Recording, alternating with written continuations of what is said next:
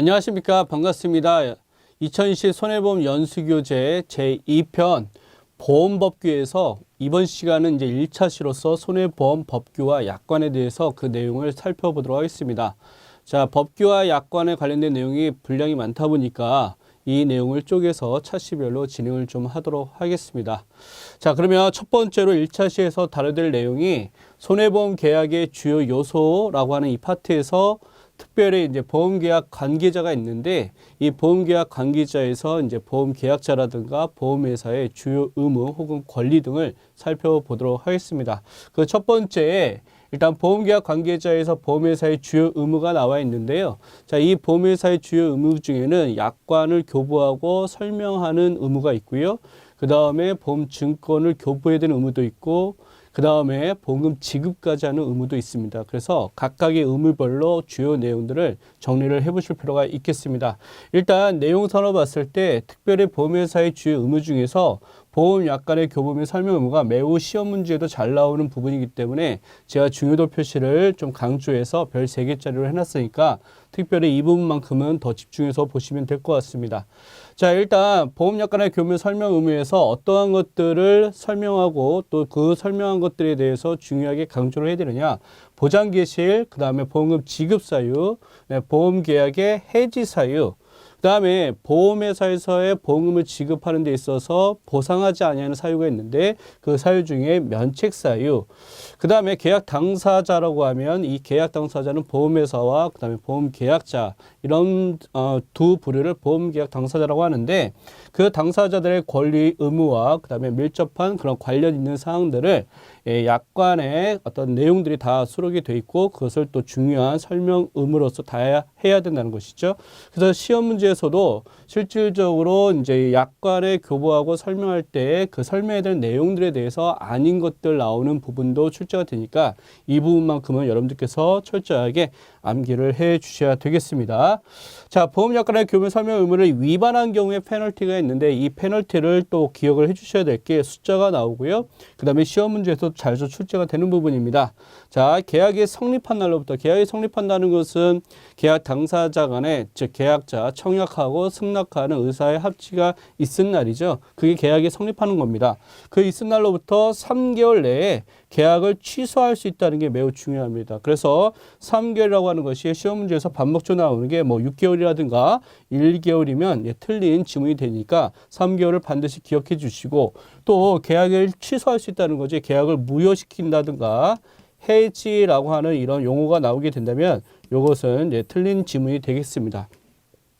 자, 그래서 보험약관의 교부 및 설명 의무를 살펴보셨다고 한다면 보험증권 교부 의무를 이제 보셔야 될 텐데 자, 우리가 보험계약을 하게 되면 청약을 하게 되면 증권을 나눠주게 되죠. 실무에서 보험증권을 받지 못했다 하더라도 보험계약의 효력과는 무관하다. 자, 여기서 보험증권을 보험회사가 교부해야 되는 의무는 있지만 이것 자체가 증거증권의 어떤 역할을 하는 것이지 이것이 보험계약의 어떤 성립과 효력을 미치는 것에서는 영향을 미치지 않는다. 그 부분을 여러분들께서 기억을 해 주시면 될 것 같고요.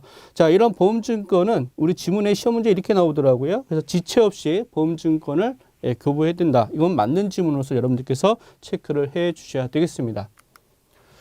자, 그 다음에 참고로 보셔야 될 게 뭐냐면 우리가 이제 청약을 하지 않습니까? 그러면 납부 통지문화, 그 다음에 승낙 전 담보와 관련된 내용들을 살펴보셔야 되는데 자, 보험회사는요. 30일 내에 그 청약이라는 게 이루어졌으면 승낙을 해야 되는데 그 30일 이내에 해야 된다는 것이죠. 근데 만약에 통지를 하지 않고 자, 승낙했다는 통지를 하지 않고 30일이 경과하면 승낙한 것으로 보겠다. 이것을 소위 승낙의제라고 얘기를 합니다. 그래서 승낙의제라는 이 단어도 좀 기억을 해주시면 좋을 것 같고요. 여기서 30일을 좀 기억을 하셔야 되겠습니다.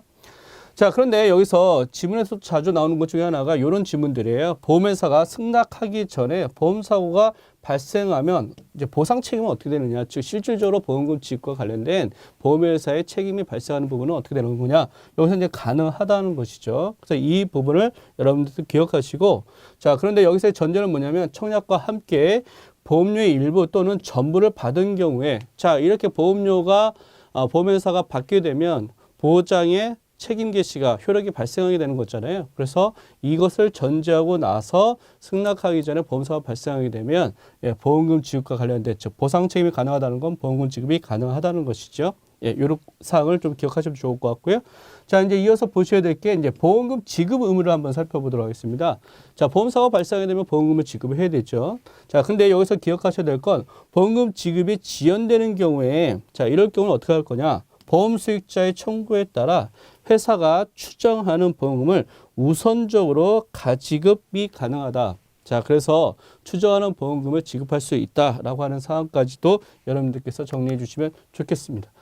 자, 그런데 이렇게 보험금을 지급을 해야 되는데 보험금을 지급하지 않는 면책 사유라는 게 있거든요. 보상하지 않는 사유를 얘기하는 겁니다. 자, 이 보상하지 않는 사유를 여러분들께서 잘 기억을 해 주셔야 되겠습니다. 자, 보험계약자 또는 피보험자, 보험수익자의 고의나 그 다음에 중과실이 있는 경우에는 보상하지 않는다라고 하는 면책사항이 있고요. 그 다음에 전쟁, 기타 별난의 경우 이럴 때 면책사항이 주어지게 됩니다. 자, 그 다음에 보험 목적의 성질 또는 자연소모로 인해서 손해가 발생하게 되면 면책사항이 되는 것이고요. 그 다음에 자, 여기 보시게 되면 보험금 청구권이 있지 않습니까? 자, 보험금 청구하는 데 있어서 소멸시효 3년이 지난 경우에는 보험금을 지급하지 않는다. 즉 무슨 말이냐? 보험금을 청구하게 될 때 3년 안쪽에서 해야 된다는 얘기죠. 3년이 지나게 되면 보험금을 지급하지 않게 되는 그러한 소멸시효 기간을 뒀다. 이 부분을 여러분들께서 기억을 하셔야 됩니다. 그래서 여기가 면책사항이라고 하는 내용들로 정리가 되어 있으니까 이게 시험 문제 또 반복적으로 나오니까 기억을 해 주시면 좋겠습니다. 자, 그 다음에 이제 우리 보험계약자와 피보험자, 보험수익자별로 어떠한 의무가 있고 또 어떠한 내용들로 좀 중요도가 있는지를 한번 살펴보도록 하겠습니다. 자, 보험계약자를 한번 살펴보도록 하죠. 자, 보험회사, 보험자라고도 보통 얘기를 하는데 보험회사와 계약을 체결하는 상대방 당사자입니다. 그래서 우리가 보통 보험계약 당사자라고 하면 보험계약자, 보험자인 보험회사를 얘기를 하게 되는 거죠. 자, 그런데 보험계약자는요, 보험료 납입 의무를 진다는 것을 기억을 해주시고 자, 그 다음에 보험계약자는 대리인을 통해서도 계약을 체결할 수 있다라는 것을 지문 속에서도 반복적으로 나오니까 여러분들께서 잘 암기를 해 주시면 되겠습니다. 자, 그 다음에 피보험자는 뭡니까? 자, 보장의 대상이 되는 거죠. 그래서 피보험이익의 주체, 손해보험에서는 피보험이익의 주체라고 얘기를 하고요. 그 다음에 사고보험금을 청구할 수 있는 권리를 가진 자라고 얘기를 합니다. 손해보험에서는 피보험자를 사고보험금을 청구할 수 있는 권리를 가진 자라고 얘기를 하고 임보험에서는 우리 보험수익자로 보통 얘기를 하게 되죠. 자, 여기서 보험수익자라는 것도 단어가 나오게 돼 있는데 자, 임보험이라고 하면 어떤 걸 얘기하는 거죠? 예, 생명보험과 상해보험을 얘기하죠. 우리 상법상에서는 임보험에서 생명보험과 상해보험을 얘기를 합니다. 그걸 임보험이라고 얘기하는데 그 임보험에서는 보험계약의 요소로서 보험수익자가 있는 거죠. 그러니까 임보험에만 있는 개념이 보험 수익자다. 이렇게 정의를 해주시면 되겠습니다. 자, 보험사고 발생 시에 자, 보험금을 청구권을 갖는 자로 되어 있잖아요. 자, 손해보험에서는 보험금을 청구할 수 있는 권리를 가진 자가 피보험자라고 한다면 임보험에서는 누구냐? 보험 수익자다. 요거 차이를 헷갈려 하시면 안 되겠습니다. 그래서 제가 강조를 해드리고 싶은 부분이고요. 역시 각각의 주체별로 어떠한 내용들로 정리가 되어 있는지가 시험 문제 잘 나오니까 여러분들 꼭 기억을 해 주셔야 되겠습니다. 자, 이번에는 이제 보험계약자의 주요 의무에 대해서 한번 살펴보도록 하겠습니다. 자, 보험계약자의 주요 의무인데요. 일단 보험계약자는 보험료를 납입해야 되죠. 그래서 보험료를 납입하게 되면 보험회사의 보상 책임, 즉 보장의 효력이 발생한다는 거죠. 최초 보험료를 받은 때부터 효력이 발생한다. 요거는 반복적으로 나오는 얘기니까 기억을 해주시면 되고요.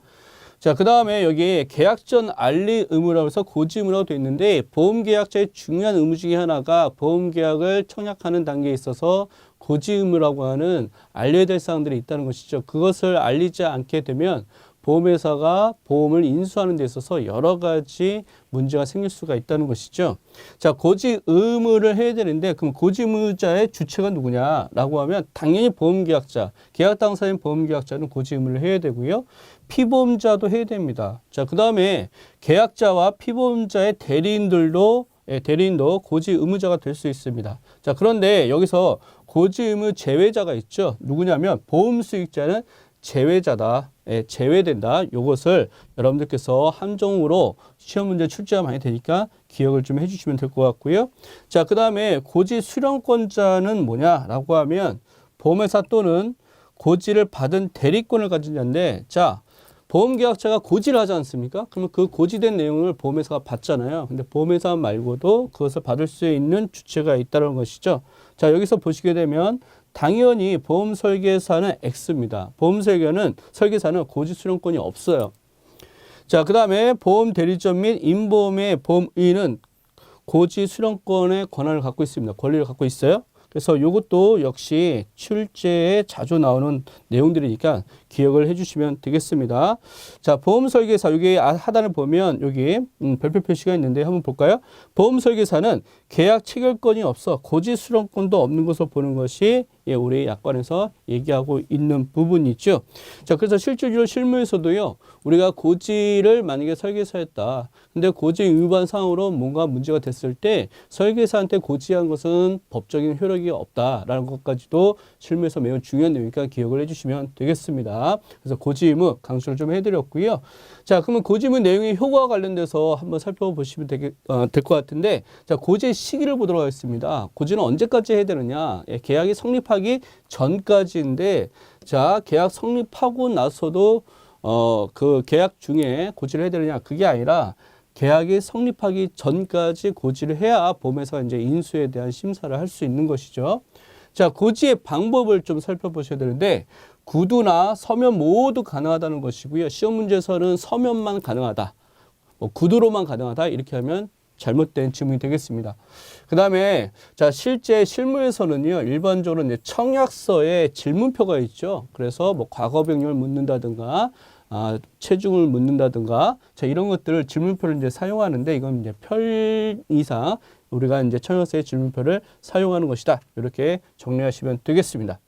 자, 고지 의무의 대상을 한번 살펴보도록 하겠습니다. 보험계약 인수 여부, 제가 이제 고지를 해야 보험회사가 인수할지 안 할지를 판단한다고 그랬잖아요. 그 인수 여부. 그 다음에 보험료를 책정하는 데 있어서, 자, 보험료에 대한 부분을 산출하기 위해 있어서 그 영향을 미칠 만한 사항이라고 한다면 고지 의무를 해야 된다는 거예요. 자, 예를 들어서 일반적으로 우리가 인보험에서 건강한 사람과 건강하지 않은 사람을 보험으로 인수를 하기 위해서는요, 그에 따른 보험료가 다를 수밖에 없다는 거죠. 자, 만약에 건강한 사람 같은 경우는 표준체라고 얘기를 하는 거고, 그 다음에 건강하지 않은 사람은 이제 비표준체가 되겠죠. 자, 그렇기 때문에 같은 조건으로 보험료를 납입하고 같은 보장을 가져갈 수는 없다는 것이죠. 자, 그와 같은 맥락이라고 생각하시면 되겠습니다. 자, 그래서 고지 의무 대상에 어떤 내용들이 있냐면, 자, 손해보험에서는 피보험자의 연령, 직업, 건강 상태, 과거 병력, 그 다음에 피보험 건물의 종류. 우리 화재보험 같은 경우는 피보험 피보험 건물의 종류가 중요하고 구조도 당연히 중요하고 사용 목적이 또 고지가 돼야 되는 것으로 우리 약관에서는 이제 정리를 하고 있다. 이렇게 보시면 되겠습니다. 자, 그런데 이렇게 고지를 보험계약자가 해야 되는데, 보험계약자를 포함해서 이제 고지 의무자들 있잖아요. 해야 되는데 고지를 위반하게 되면 어떤 페널티가 있느냐? 라고 했을 때, 자, 여기 해지권을 행사할 수 있다. 누가 할 수 있다는 거죠? 보험회사가 할 수 있다는 겁니다. 보험회사가 계약을 해지할 수 있어요. 자, 그 다음에 보험금을 이미 지급했어요. 자, 근데 고지 의무 위반 사실을 알았어요. 그럼 보험금을 다시 돌려달라고 하는 반환 청구도 가능합니다. 자, 그 다음에 해지권을 보험회사가 발동을 시킬 수는 있는데, 또 이렇게 하다 보면 보험계약자의 그 보험을 가입한 계약자에게 어떤 측면에서는요, 이익적인 측면이 아니라 피해를 줄 수도 있어요. 그래서 해지권을 무한정으로 발동시킬 수 있게끔 한 것은 아니라 제한을 두고 있다. 자, 그럼 어떤 제한을 두고 있느냐? 이게 이제 시험 문제 아주 잘 나오는 단골 메뉴다. 이렇게 보시면 될 것 같은데, 자, 고지 의무 위반의 사실을 안 날로부터 1개월 이내에 해지할 수 있어. 근데 그 1개월 넘었다라고 하면 해지 못 한다는 거예요. 자, 그 다음에 계약 성립일로부터 3년 이내에 자, 해지할 수 있어. 고지 의무 위반 사실을 알았다고 한다면 3년 이내에 해지할 수 있다는 거예요. 근데 3년 넘어가서 알았다? 그러면 이거는 해지 못 한다는 거예요. 자, 여기서 자, 고지 의무 위반 사실을 안 날로부터 1개월인데 3개월로 나오는 경우가 종종 있어서 이건 틀린 질문이 되는 거고, 그래서 숫자를 정확하게 기억을 해 주셔야 되고, 또 계약 성립일로부터 3년이라는 이 숫자도 여러분들께서 정확하게 암기를 해 주셔야 되겠습니다. 자, 그 다음에 손해보험에서는요, 고지 의무만 있는 것이 아니라 통지 의무라고 있는 것도 있는데, 고지 의무는 계약 전 알릴 의무잖아요. 통지 의무는 뭐냐면 계약 후 알릴 의무라고 얘기를 합니다. 자, 그러면 어떨 때에 통지 의무를 해야 되느냐? 그 통지 사항이 뭐냐면 위험 사정이 변경된 경우, 그래서 위험이 현저하게 증가하거나 변경되면 알려야 된다는 것이죠. 자, 그러면 여기에 나와 있는 것처럼 계약 후 알릴 사항을 열거를 해놨는데 그 알릴 사항을 여러분들께서 철저하게 기억을 하시는 게 매우 중요하다. 이 부분을 좀 강조를 해드릴게요. 일단 그래서 뭘 알려야 되느냐? 계약 후죠. 피보험자가 그 직업 또는 직무를 변경했다. 그래서 사무직에서 위험 직군을 갔다. 그러면 당연히 알려야 되는 것이고요. 자, 그 다음에 피보험자를 변경했다. 알려야 되겠죠. 그 다음에 다른 보험회사와 중복 계약을 갖고 있다. 손해보험 특히나 이 부분이 중요하고요. 자, 보험의 목적을 양도하거나 이전하게 됐다. 그러면 권리관계가 달라지기 때문에 이 부분도 통지를 해야 되는 거고. 자, 그 다음에 건물을 30일 이상 비워두거나 휴업한 경우에 자, 이럴 때 반드시 통지를 해라. 자, 그 다음에 화재보험의 경우에는 건물의 용도가 변경됐다든가 개축한 경우에는 역시 이러한 사항들을 통지하라고 우리가 열거돼 있다. 그래서 이 통지사항, 계약 후 알릴 사항들을 여러분들께서 철저하게 암기면 암기, 이해를 도모하셔야 된다면 또 이해를 도모를 철저하게 하셔야겠다. 이 부분을 강조를 해드리겠습니다. 자, 이어서 보험계약자의 의무 중에 보험사고 발생의 통지 의무에 대해서 내용 정리를 해보도록 하겠습니다.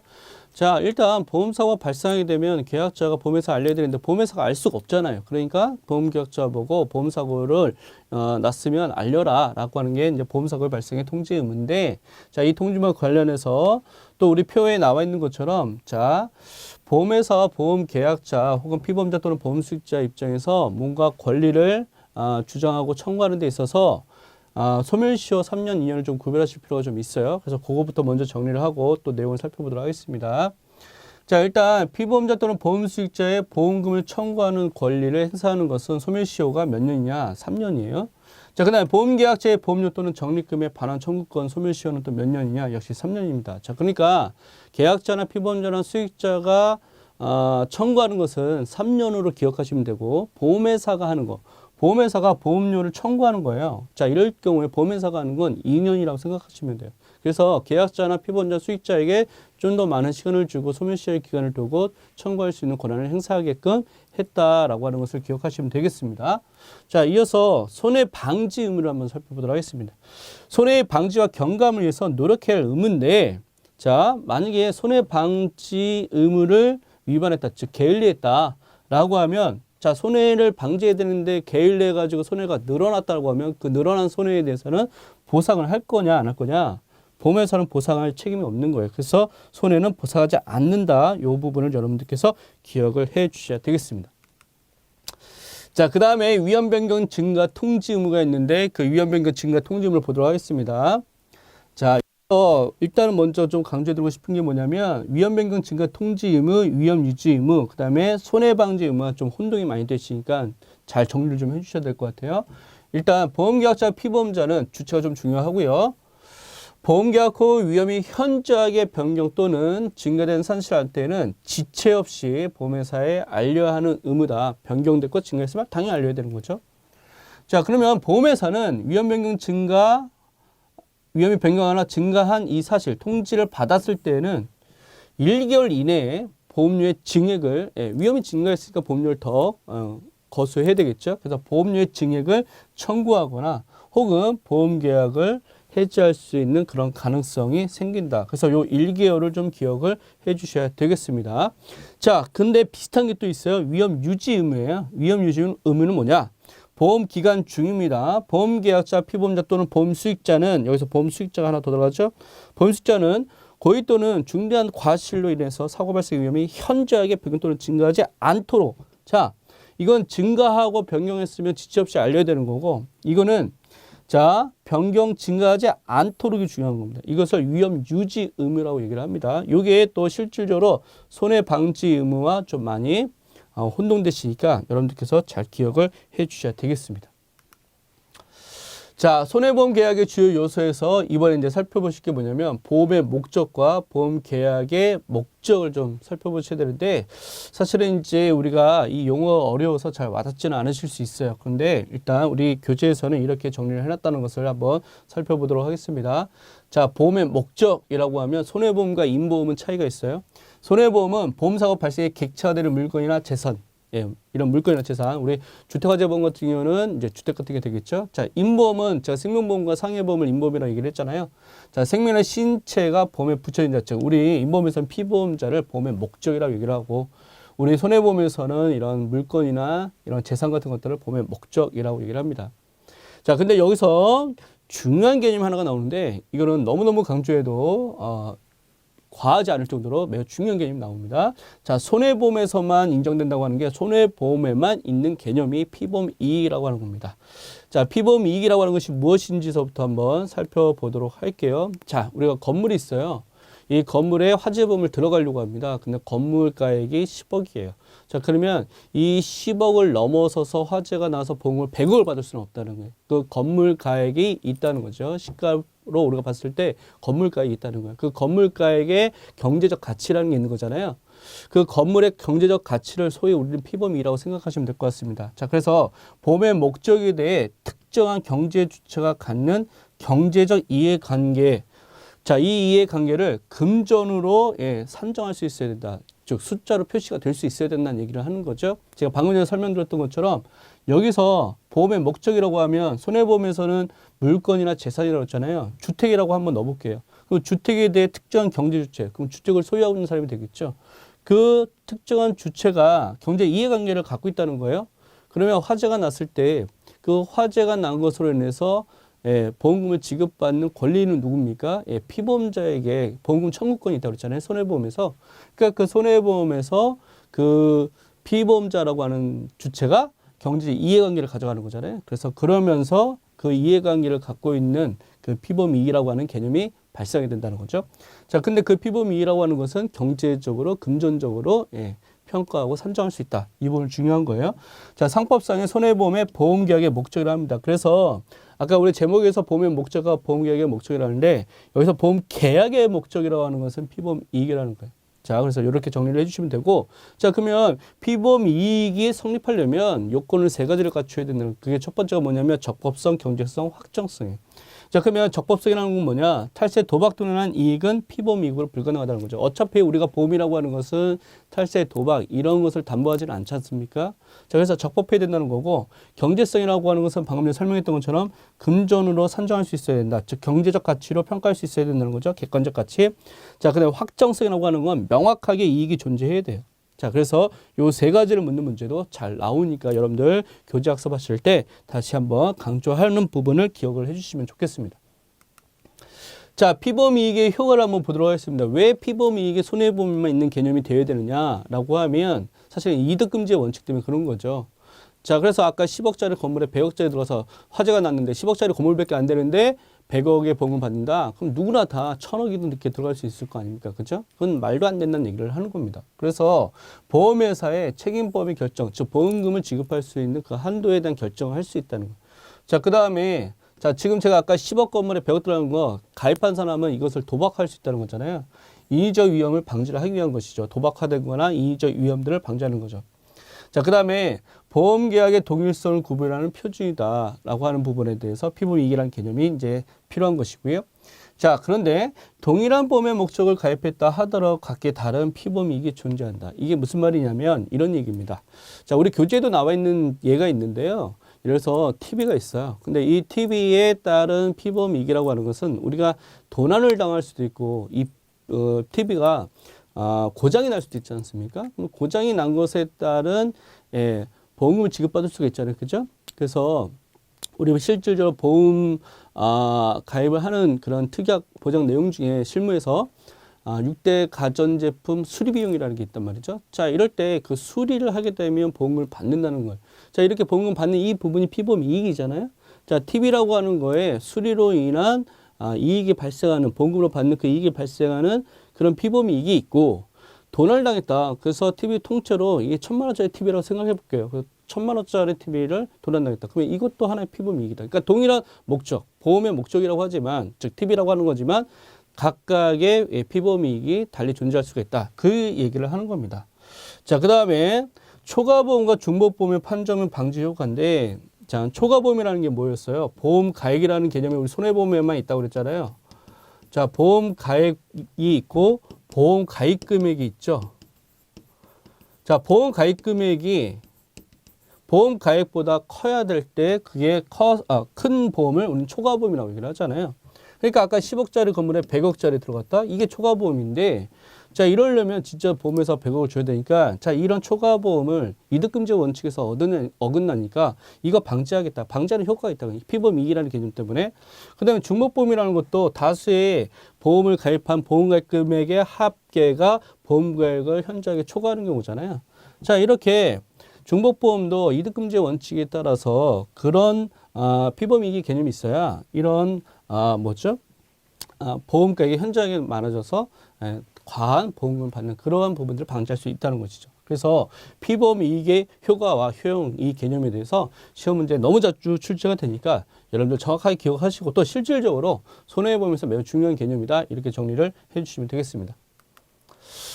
자, 그 다음에 이제 우리가 보험 계약자라든가 보험자의 권리나 의무를 이렇게 한번 살펴봤다고 한다면 이제 손해보험 계약의 또 주요 요소 중에 우리는 보험료와 보험금에 대해서 한번 살펴봐야 되겠습니다. 그래서 먼저 첫 번째로 보험료부터 보도록 하지요.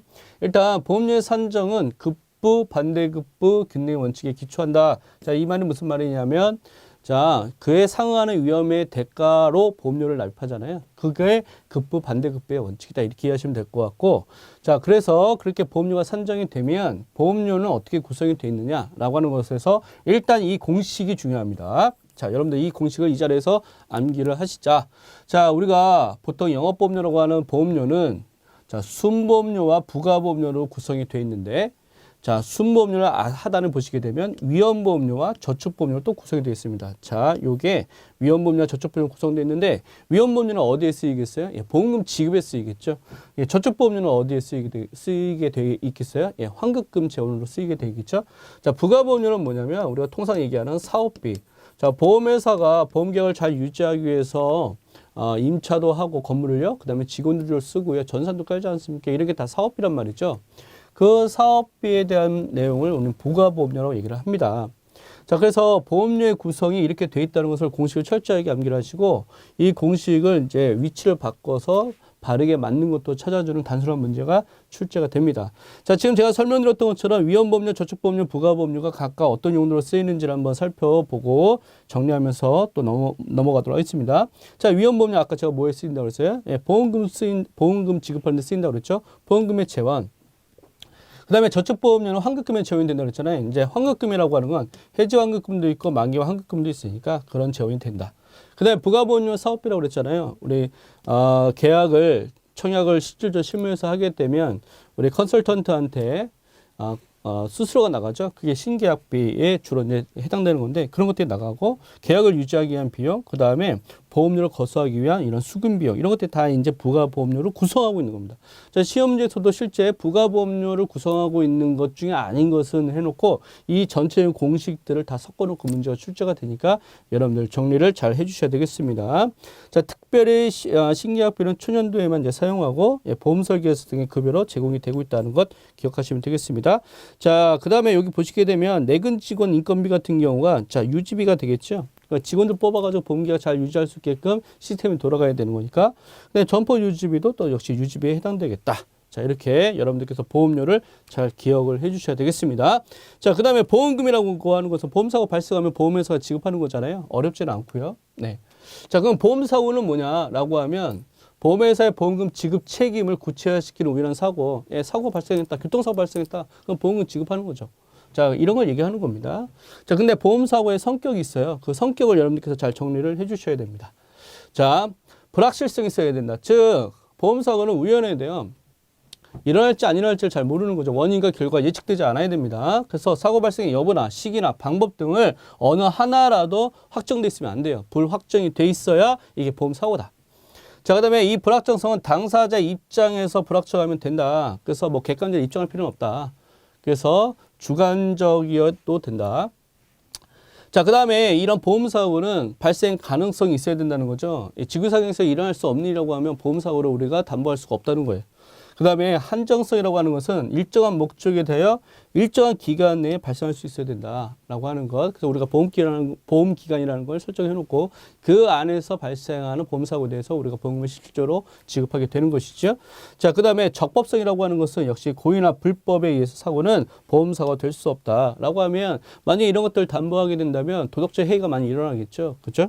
예. 뭐 건물에 화재보험이 들었다면 막 고의로 방화를 일으키겠죠. 그래서 보험금을 탄핵이 되겠죠. 그죠? 이런 것들을 이제 방지할 수 있는 거죠. 자, 이어서 보험 가입 금액과 보험 가입이라는 개념이 나오게 되는데 이 개념이 아까 제가 되게 중요하다고 말씀드렸는데 다시 한번 정리를 하도록 하겠습니다.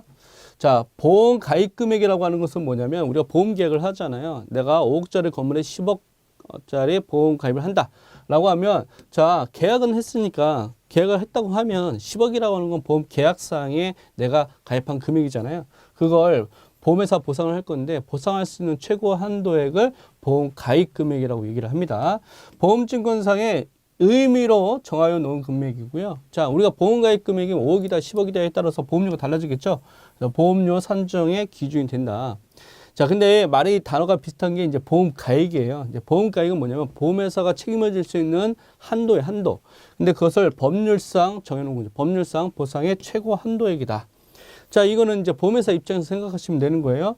자, 손해보험에만 있는 개념이라고 제가 설명을 드렸고, 자, 지금 화재보험을 가입을 하는데 이 건물이 10억이라는 거예요. 그 10억만큼 보험회사가 보상할 수 있는 거니까 그 손해액은 최대 날 수 있을 한도는 얼마냐면 10억이라는 거죠. 그래서 손해액 산정의 기초가 된다. 자, 보험료 산정의 기준이 되는 것은 보험 가입 금액이요. 그 다음에 손해액 산정을 하는 데 있어서의 해당되는 것은 보험 가액이다라고 하는 부분을 여러분들께서 정리를 해주시면 되고, 자, 이렇게 보험 가액과 보험 가입 금액이라는 개념이 생기다 보니까 우리가 소위 얘기하는 보험 중에 일부보험, 초과보험, 그 다음에 전부보험 이런 것들을 판정할 수 있는 기준이 만들어진다. 뭘로 인해서? 보험 가액으로 인해서. 자, 일부보험이라는 게 뭐죠? 라고 하면 일부보험이라고 하는 것은 아까 보험 가액이 있죠? 보험 가액이 있고 그 다음에 보험 가입 금액이 있다. 가입 금액. 자, 쉽게 생각하면 이런 거예요. 자, 10억짜리 건물이 있는데 보험 가입을 5억 했다. 그죠? 자, 그러면 일부만 들어간 거잖아요. 보험 가입을 기준으로 일부만 들어갔으니까 이런 것들을 일부보험이라고 얘기를 하고 10억짜리 건물에 보험 가입 금액 10억을 들어갔다? 일체짜리 그걸 전부보험이라고 얘기를 하고 근데 10억짜리 건물에 20억짜리 들어갔다? 그러면 이것은 이제 초과했으니까 보험 가액보다 보험 가입 금액이 초과했으니까 초과보험이 되는 거죠. 자, 이런 것들을 판정하는 데 있어서 기준이 있어야 되는데 그 기준이 뭐냐? 보험 가액이라는 거죠. 그래서 가액을 기준으로 해서 적냐 많냐 이런 걸 갖고 또 일차냐 갖고 일부보험, 전부보험, 초과보험 이렇게 판정을 한다.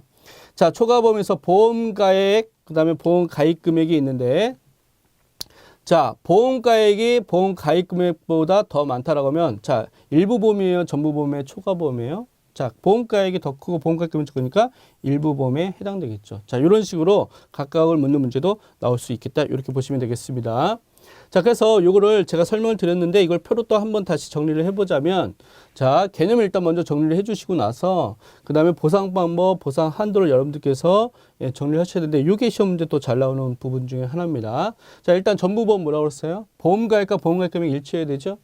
자, 그 다음에 일부보험은 뭐예요? 보험가액이 훨씬 크고 보험가입 금액이 적죠. 일부만 들어간 거니까. 자, 그런데 반대로 자, 가액보다 보험가입 금액이 더 커요. 그러면 이걸 초과보험이라고 얘기를 했죠. 자, 그 다음에 중복보험은 여러 개라는 걸 일단 떠올리셔야 되고 보험 가입을 했는데 여러 개를 가입했는데 그걸 합쳐보니까 아, 보험 가입보다 크네 라고 하는 게 중복보험인 거죠. 자, 반대로 공동보험입니다. 공동보험은 여러 개 보험을 가입을 했는데 그 합이 가입 금액의 합이 보험 가입보다 같거나 보험 가입이 더 큰 거예요. 자, 그러면 자, 이렇게 전부보험서부터 공동보험이 있는데 어디까지 보상을 해줘야 될 거냐, 그 다음에 어떤 방식으로 보상해 줘야 될 거냐, 정액 보상을 해야 되느냐, 실손 보상을 해야 되느냐. 근데 기본적으로 손해보험은 실손 보상이니까 실손 보상이고 정액 보상은 해당 사항이 없어요. 자, 그러니까 여기 전부보험부터 볼게요. 보상방법은 자, 가액만큼 가입금을 했으니까 실손 보상하는 거고, 자, 그러면 한도가 어디예요? 일치하니까 보험 가입 금액만큼 그 보상 한도 10억 범위다. 그러면 10억 내에서 이제 보험금이 지급되는 거죠. 자, 일부 보험은요, 보험 가액이 더 크잖아요. 근데 보험 가입 금액은 내가 10억짜리 5억밖에 안 들어갔어. 그렇다고 10억을 보상해 주는 게 아니죠. 자, 그래서 보상을 해주는데 어느 한도로 보상해 줘야 되느냐? 가입 금액만큼 가입했으니까 보험 가입 금액을 한도로 하는데, 자, 10억짜리 건물에 5억짜리 들어갔으니까 전부 들어간 게 아니잖아요. 그러니까 손해가 나도 10억에 5억만큼이라고 하는 비율을 정해서 2분의 1이죠. 그 손해액도 2분의 1만큼 보상하겠다. 즉 비례 보상으로 가겠다 이거죠. 자, 그 다음에 초과보험은 뭡니까? 초과보험은 보험가입 금액이 보험가입보다 큰 거잖아요. 그런데 10억짜리 건물에 20억짜리 들었다고 해서 보험회사 20억을 내줄 수는 없다는 얘기죠. 그러니까, 자, 보험가입을 한도로 할 수밖에 없는 거고, 그 다음에 역시 이것은 실손보상을 할 수밖에 없는 거죠. 가액 한도로 실손보상하겠다. 그 다음에 중복보험은, 자, 가액보다 보험가입 금액의 합이 큰 거죠. 자, 그러니까 역시 합친 게 20억인데 보험가액은 10억이야. 그러면 20억을 내줄 수는 없잖아요. 쉽게 얘기하면. 그러니까 10억만큼 해야 되지. 그러면 어떤 거예요? 보험 가액만큼. 한도는 보험 가액이 되겠죠. 자, 그런데 손해보험은 실손보상 한다고 그랬잖아요. 근데 여러 개가 보험을 가입한 거니까 연대 책임을 지겠다. 그래서 연대 비례를 하겠다. 이런 얘기고요. 자, 그 다음에 공동보험 같은 경우는, 자, 이번에는 보험 가액이 크고 보험 가입 금액의 합이 작은 거니까 보험 가입 금액만큼을 한도로 하고 실손 보상하는데 역시 공동보험도 이제 비례 보상 여러 개 들어갔으니까 이제 비례 보상하겠다. 개념적으로 어렵지 않습니다. 그냥 상식적으로 우리가 이해하고 개념을 이해했으면 생각해 보면 보상 방법이나 보상 한도는 차근차근 이렇게 나올 수가 있는 것이죠. 자, 만약에 보험계약자의 사기로 초과보험이 체결된 경우에 초과된 부분은 어떻게 되느냐? 자, 10억짜리 건물에 어떤 분이 나는 보험금을 많이 탈래. 그래서 100억을 들어갔다. 그 이제 화재가 났어요. 그러면 10억의 보험금을 지급해야 돼요. 100억의 보험금을 지급해야 돼요. 보험가액을 현저하게 초과됐죠. 90억이 초과됐습니다. 그러면 이 부분에 대한 초과된 부분은 무효이다. 그러니까 즉 법적으로 효력이 발생하지 않는다. 보상할 책임이 없다는 것이죠. 그래서 이거 지문에 잘 나오니까 여러분들께서 기억을 잘 해주셔야 되겠습니다. 자, 손해보험 계약의 주요 요소 1차 시에서 이제 마지막 내용을 여러분들께서 정리하시면 됩니다. 이제는 보험기간과 보험계약기간이 뭐냐? 그래서 보험기간, 보험계약기간 좀 헷갈릴 수 있는데 좀 살펴보도록 하겠습니다. 보험기간은 말 그대로 책임을 질 수 있는 기간. 자, 책임기간이라고 그래요. 그래서 그 다음에 위험기간이라고도 얘기를 합니다. 최초의 보험료를 받은 때부터 그 보험기간이 시작된다는 거 기억하시면 되고, 자, 보험계약. 계약을 맺었어요. 자, 제가 요거 헷갈리실까봐 좀 설명을 드릴게요. 자, 보험계약이 성립하려면 어떻게 되죠? 예, 청약과 승낙이라는 의사가 합치가 돼야 되잖아요. 그죠? 이때부터 계약은 성립한 거예요. 근데 계약이 성립했다고 보장의 효력이 발생한 게 아니에요. 자, 이때 계약이 성립을 했어요. 그리고 나서, 자, 요때 1회 보험료 빠졌다. 그러면 요 사이에 간극이 있지 않습니까? 자, 그러면 보험기간이라고 하는 것은 이때부터 보험기간이 시작된다는 것이고 보험계약기간은 언제부터 시작되는 거예요? 이때부터 시작되는 거다. 그래서 보험기간과 보험계약기간은 사실 조금 다를 수 있다. 자, 보험계약기간, 보험계약의 성립과 소멸까지의 기간을 얘기한다는 거 이거 주목해서 보셔야 되고, 자, 보험계약이 성립했다 하더라도, 자, 여기서 초회보험료가 납입되지 않았으니까 보험회사의 책임 개시가 되지 않는다. 자, 무슨 말이냐? 자, 청약하고 승낙을 했는데 1회 보험료가 안 빠졌어요. 예를 들어서 실무에서 얘기하는 겁니다. 근데 요 사이에 만약에 보험사가 발생했다. 그럼 보험회사가 책임을 질 필요가 있냐 없냐? 없다라는 얘기를 하는 겁니다. 왜? 계약기간과 보험기간이 차이가 생길 수가 있기 때문에. 자, 그래서 계약기간이 먼저냐 보험기간이 먼저냐 가지고 소급보험, 예정보험 나눠지게 되는데 개념만 이해하시면 될 것 같아요.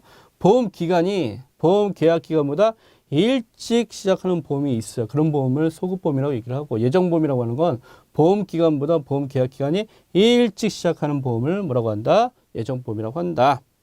자, 그 다음에 이제 마지막으로 보셔야 될 게 보험료 기간이라는 게 있는데, 보험료 기간은 통상 우리 그 손해보험에서는 1년을 원칙으로 하고 있다. 여기까지 여러분들께서 정리를 하시면 되겠습니다. 자, 1차 시에서 우리가 주목해서 보려고 했던 게 뭐였죠? 네. 보험 계약의 요소를 본 거예요. 손해보험 계약의 요소를 봤는데 첫 번째로 나왔던 게 보험회사의 권리 의무, 그 다음에 보험계약자의 권리 의무 이렇게 살펴봤었고요. 그 다음에 우리가 보험금이나 보험료라든가 이런 것도 살펴봤었고요. 그다음에 보험가액, 뭐 보험 가입 금액 이런 개념들을 살펴봤습니다. 이런 것들 다 손해보험의 계약을 다 차지하고 있는 하나하나의 요소라고 여러분들께서 보시고 제가 별표 표시했던 것, 강조했던 것들 다시 한번 정리해 주시면서 주교자 학습을 복습에 만전을 기하시면 좋을 것 같습니다. 수고하셨습니다.